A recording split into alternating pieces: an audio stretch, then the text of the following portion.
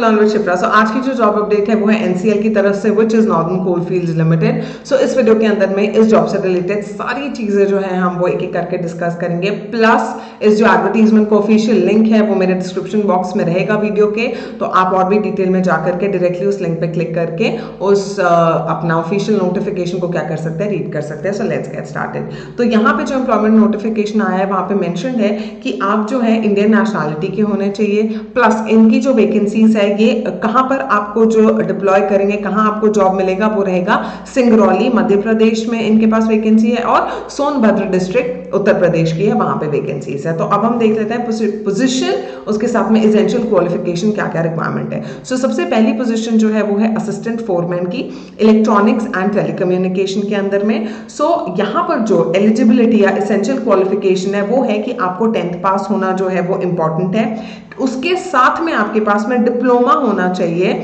Minimum 3 साल के course का in electronics engineering from an institute recognised by the government. ठीक है, फिर आते हैं असिस्टेंट फोरमैन में हम मैकेनिकल के लिए। तो अगेन यहाँ पे आपके पास 10th होनी चाहिए, 10th के साथ में आपके पास डिप्लोमा एंड हायर क्वालिफिकेशन जो है वो मिनिमम 3 इयर्स की होनी चाहिए मैकेनिकल इंजीनियरिंग में। और असिस्टेंट फोरमैन जो इलेक्ट्रिकल में ट्रेनिंग में ग्रेड सी में आएंगे उनके पास again 10th pass and diploma वही मिनिमम 3 साल का होना चाहिए electrical engineering from same government recognised institute से आपका होना जरूरी है। ठीक है, अब यहाँ पे जो वैकेंसीज है यहाँ पर जो दिया गया है आपको रिजर्वेशन दिखा रही है, तो सबसे ज्यादा मुझे ना यहाँ मैकेनिकल में नजर आ रही है अनरिजर्व कैटेगरी में देयर आर सम 25 वैकेंसीज, और इधर जो है इलेक्ट्रिकल में जो दिख रही है वो यहाँ पे 15 दिख रही है अनरिजर्व कैटेगरी के लिए, विच इज अगर आप इनमें से किसी भी डिसिप्लिन में 10th प्लस डिप्लोमा अगर आपने किया है तो आप एलिजिबल हैं। And you can see here total number of vacancies है जो 150 है।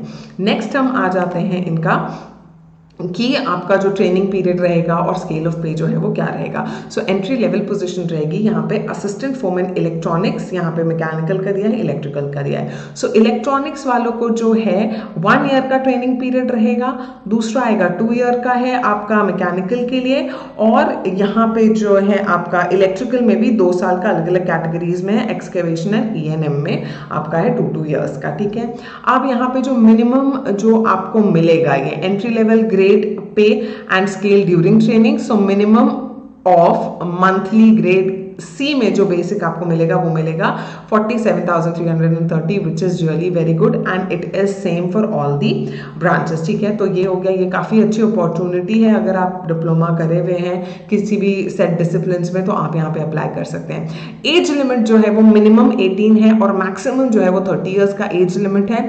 तो यहाँ पे आप देख सकते हैं अगेन रिलैक्सेशन, सो अनरिजर्व्ड और EWS के लिए कोई एज रिलैक्सेशन नहीं है।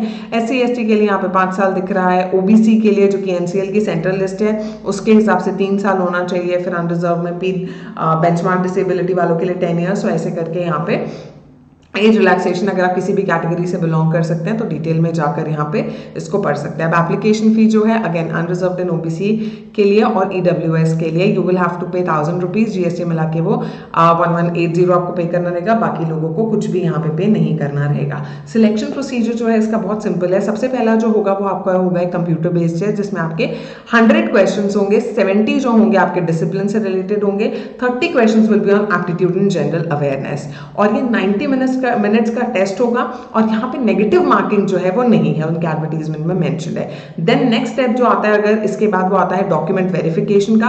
अगर आप रिटन टेस्ट सक्सेसफुली क्लियर कर लेते हैं तो आपके जो ओरिजिनल डॉक्यूमेंट्स हैं उनको वेरीफाई किया जाएगा एंड देन आपका जो है वो मेडिकल एग्जामिनेशन होगा, फिजिकल टेस्ट होगा एंड जो भी स्टैंडर्ड्स उनका NCL ने सेट किया हुआ है उसके हिसाब से होगा। ठीक है, इंपॉर्टेंट डेट्स देख लीजिए, ये रजिस्ट्रेशन स्टार्ट हुआ है अभी 3 दिन पहले, विच इज 15th से स्टार्ट हुआ लगभग 3 दिन पहले, और इसकी जो लास्ट डेट है वो 5th ऑफ फरवरी है रजिस्टर करने की।